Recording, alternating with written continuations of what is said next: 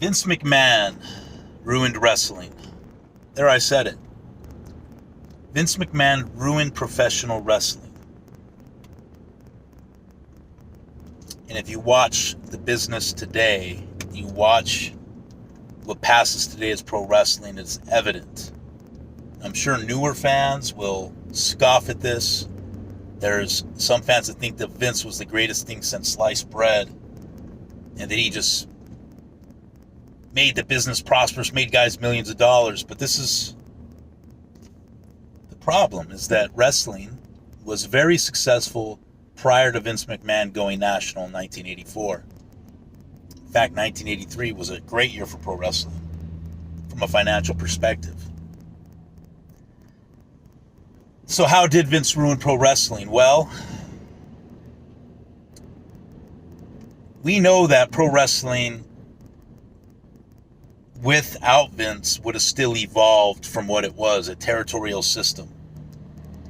Times are changing. Cable TV was starting to penetrate more and more homes in America. And you already had Georgia Championship Wrestling or World Championship Wrestling on WTBS. You had WWF USA on USA. Eventually ESPN got on the gravy train with AWA. The wrestling business would have evolved even without Vince McMahon. By the way, it was already even evolving by the time Vince McMahon decided to go national, it already evolved somewhat. It had already contracted. You got to remember by late 1983, when Vince fired his first shot in the wrestling war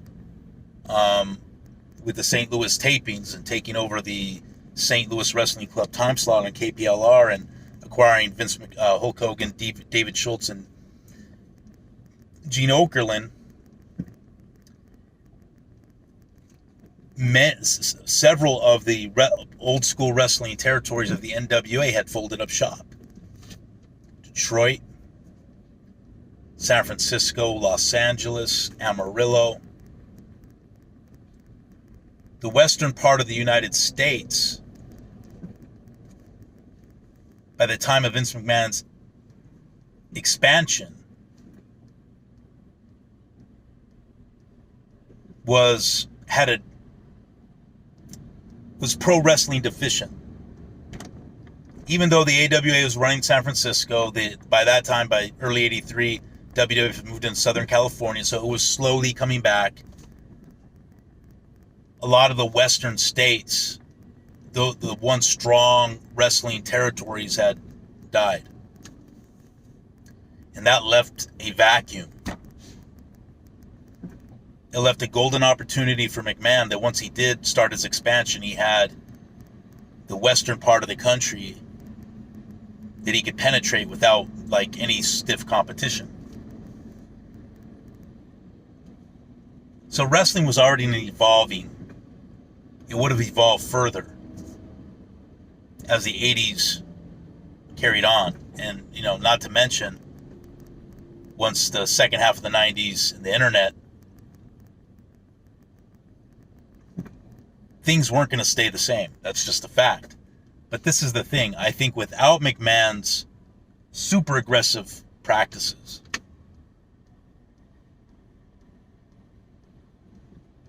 and his total accelerated demolition of the territory system, wrestling would have had a more natural evolution. It would look a lot different than it does today. It wouldn't look the same as it did in the kayfabe days, in the prior to Vince going national, but it would look a lot different than it is today, because it wasn't just that Vince demolished the territorial system in an accelerated pace, but he changed the whole nature of what pro wrestling is. Because see, in the territory days, a wrestler could start off in one territory. Obviously, he's going to job out. He's new. He's learning his craft. He could take years to learn his craft. But as he's learning it over time, he's starting to develop his style in the ring, psychology, his interview style, his whatever his gimmick's going to be, if he's going to have one.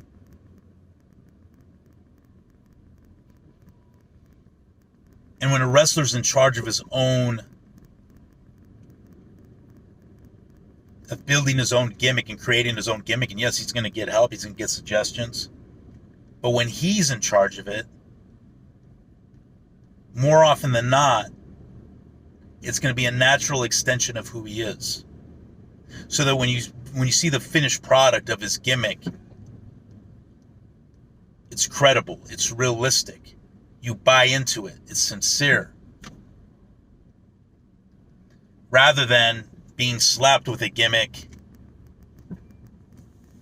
by a promoter, by Vince McMahon being slapped with some gimmick, and it becomes cosplay, like Halloween. And you could see the lack of authenticity in that.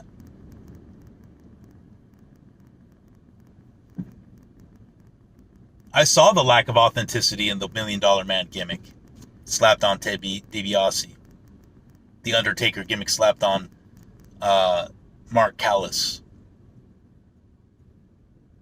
But in old school pro wrestling, a guy 9 times out of 10 was developing his own gimmick over time. So by the time the finished product arrived, it was real. Like, you bought into it because this guy created it. He believed in it. He had time to develop it, to act it out.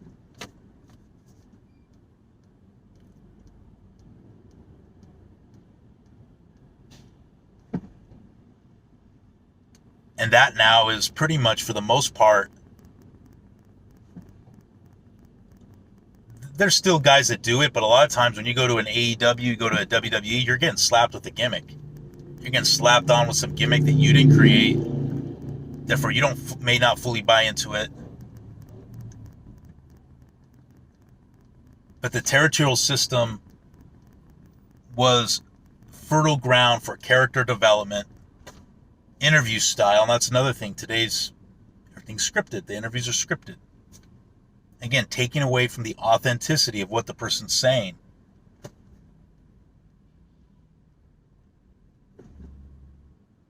Taking away from the believability. Instead, we have people. I never liked The Rock. I never liked his promos. I just thought it's just like catchphrases, and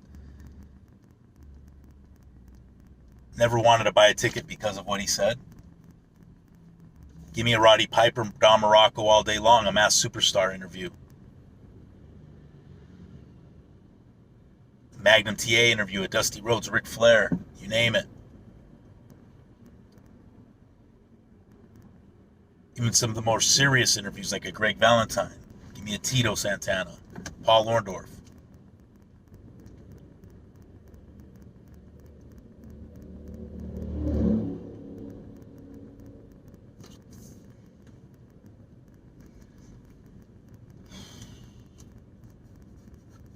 So wrestling would have had a more natural evolution. It would have evolved for sure, but it would have been a more natural evolution.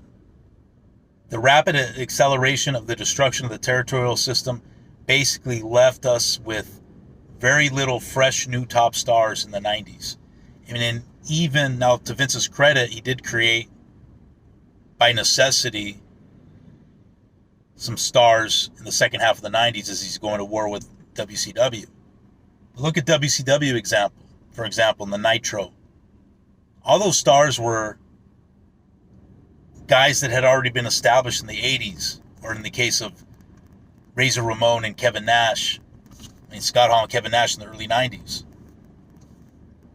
There's very little new stars produced in WCW. It was all retreads. Hogan, Flair, Savage, Piper. Goldberg's the one guy. If Vince hadn't accelerated the demise of the territories, the 1990s, at least the first half of the 90s, wouldn't have been so putrid. Because the first half of the 90s in pro wrestling was a downtime, it was the dark ages.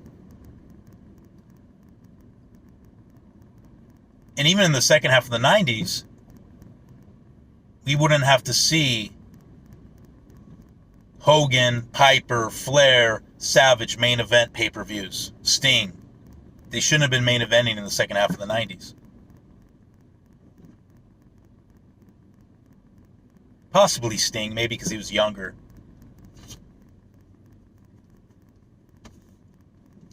So even though I loved that time period, it was exciting, the Nitro Raw Wars. I saw that WCW was giving us retreads. And because of nostalgia, we all loved them. And they got good ratings. But it was a mirage. It was fool's gold because eventually those weaknesses of not having new, fresh stars came home to roost for WCW.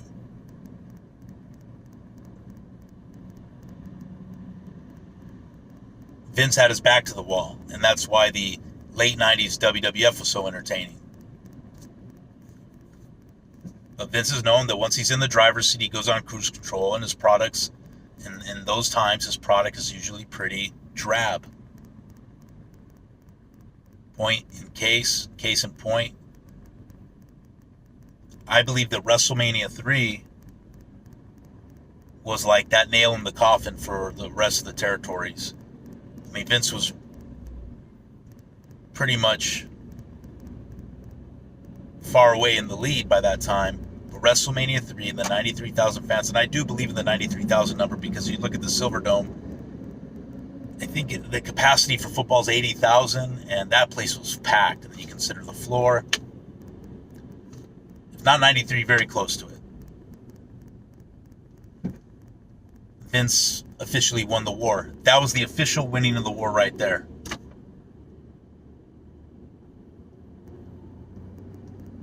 WrestleMania 3. If you notice after WrestleMania 3 that WWF got more cartoonish, other than maybe one storyline at the top involving Hogan or Savage, the storyline sucked. They weren't compelling because Vince had won the war. He now had it made, and the product suffered. Even though they had all the talent, the glitz and the glamour, the product itself wasn't that entertaining, other than the top storylines. Like I said, by that time, we're maybe one, maybe two at the most, like two.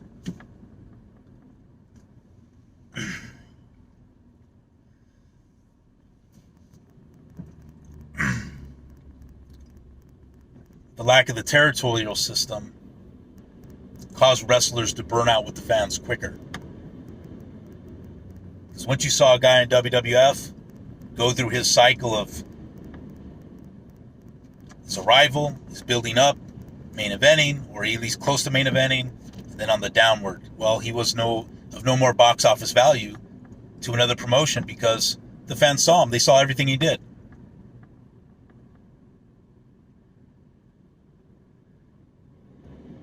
So it shortened guys' careers that still had a lot left in the tank, I believe.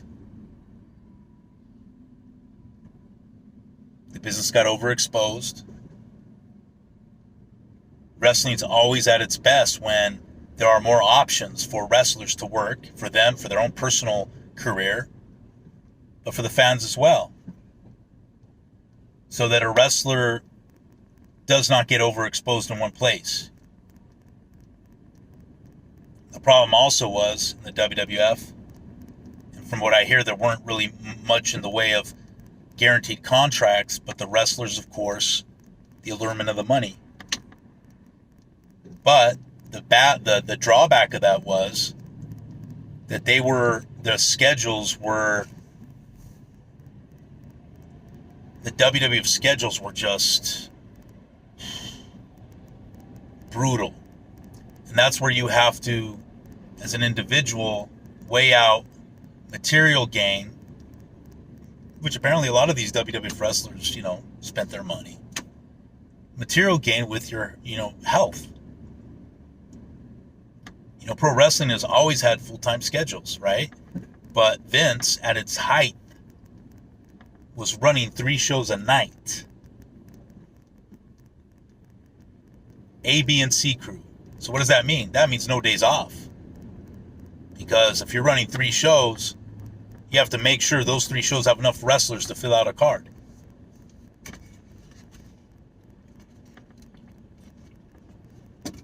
Whereas in the territory days, I mean, you still work full time, but you can get a day off here and there because, you know, I think some like Mid-Atlantic were running 2 shows a night.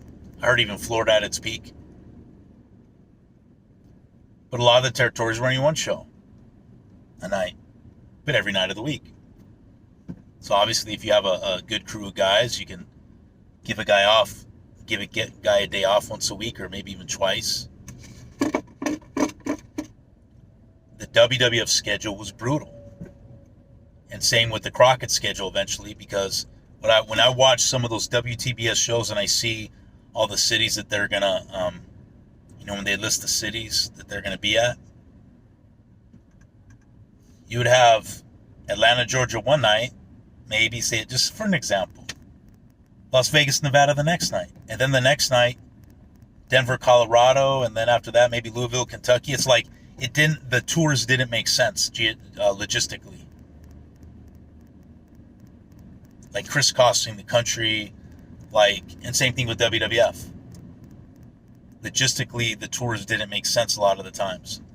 So what did that cause? More jet lag, more crazy breakneck travel, changing time zones.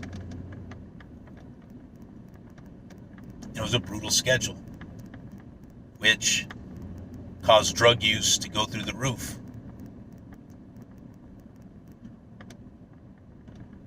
Start taking drugs to be able to go to sleep, then drugs to be able to stay awake, drugs to be able to work out.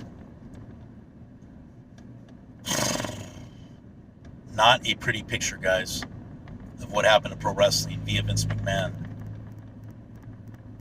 The steroid issue.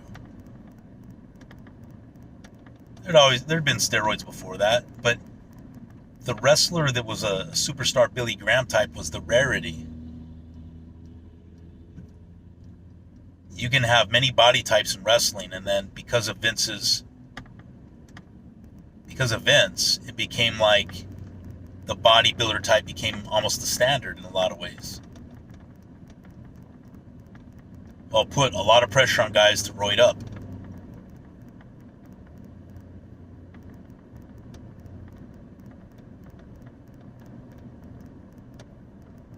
Now, I don't know how it is today.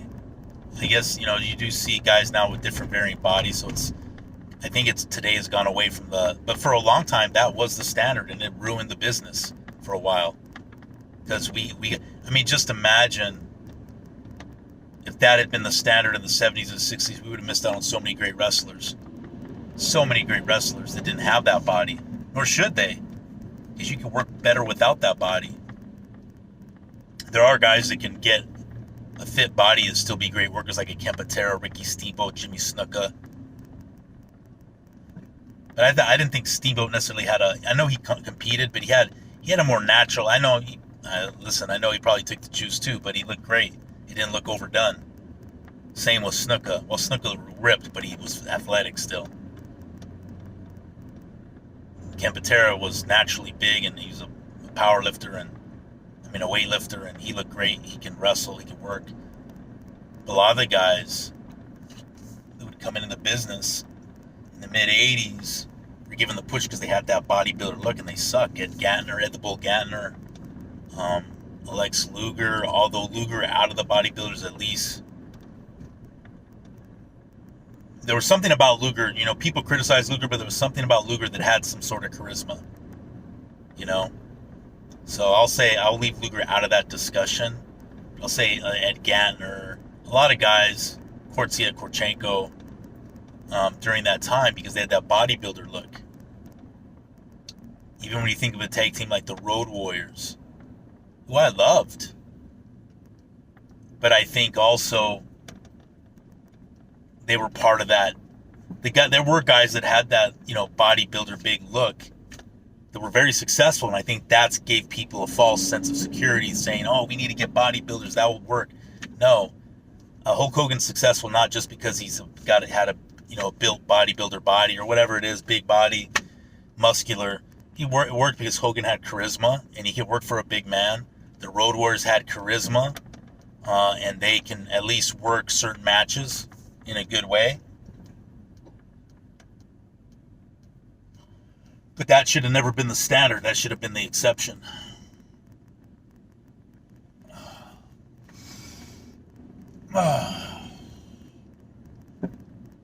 And just Vince McMahon's, people talk about, a lot of the Vince lovers, they'll start talking about, oh, well, the promoters in the NWA, they were crooked, this and that. Vince, well, look at how Vince has turned out to be. He's turned out to be, his character is awful. Awful. The guy's character and his reputation on a personal level is just atrocious.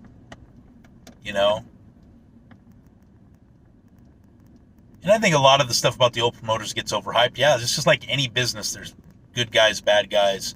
And a lot of wrestlers, probably sour grapes. And a promoter's there to protect his business, There's some good ones, bad ones. But you hear about good stuff all the time about Vince McMahon Sr., Sam Muchnick, Jim Crockett, you heard was a good guy, but just, obviously he didn't know how to, rein Dusty in. You hear good things about Paul Boesch. Fritz Von Erich, that's a whole nother story. I mean, you don't really hear bad stuff about him until the situation comes up with the rise of his kids. Bill Watts, you hear good stuff about him in terms, he ran a tight ship. And he was a little bit of a hard ass, but it worked. But you don't hear him about being crooked. You hear maybe about little lower payoffs. So this whole thing about the promoters were just crooked, that's overdone.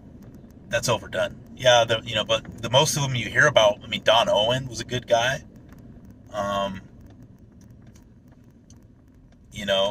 Ole, he's a curmudgeon, but, you don't really hear stories about Ole being crooked, just that he was kind of an a-hole. So, I think that gets overdone. It's just a popular thing to say. It's like Vince rhetoric. It's like anything, there's good and bad. But most of the promoters you hear about that were known, they just hear good stuff about it for the most part. Not everything was perfect, of course. Don't hear too many bad things about Jerry Jarrett. You just heard good stuff about him. And like I said, you're going to have favorites, and every promoter's going to have their favorites. This is the way it is. It's business. It's nature.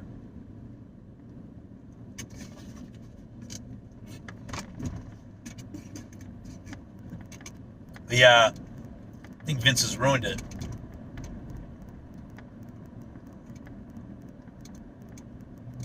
He's ruined the business.